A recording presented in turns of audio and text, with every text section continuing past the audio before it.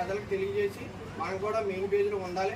దానికి ఇక్కడ ఉన్న కొంత నాయకులు ఉన్నారు, వాళ్ళందరూ కూడా మనందరూ మోటివేట్ చేసి పూర్తి సహకారాలు అందించాలని, అలాగే ఇక్కడ నా తోటి క్రీడాశాల వాలంటీర్లు అందరూ కూడా నమస్కారం.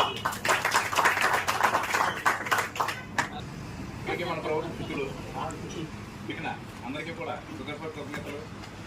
అలాగే ఈరోజు ఫస్ట్ విడతలో ఎవరైతే ఐఎస్టీ చేశారో వాళ్ళని ఇబ్బంది పెట్టడం, రెండో విడతలు ఎవరైతే సభ్యతలు మాగేశారో వాళ్ళకి లీగల్ ఇలా చేసుకుని వచ్చింటే మన పార్టీని తొక్కేస్తామని ఆలోచించి ఎన్నికలకు వచ్చేటప్పటికి మనకి గవర్నమెంట్ నియోజకవర్గంలో పార్టీ ఎలా ఉందంటే పెద్దల్లో బలంగా ఉంది.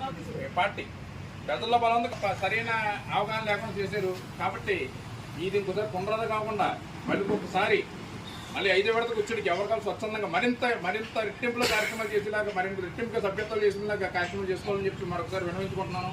అలాగే మేడం గారికి కానీ మన నాయకుల గారు కానీ అందరికీ కూడా ఈ సభని ఈరోజు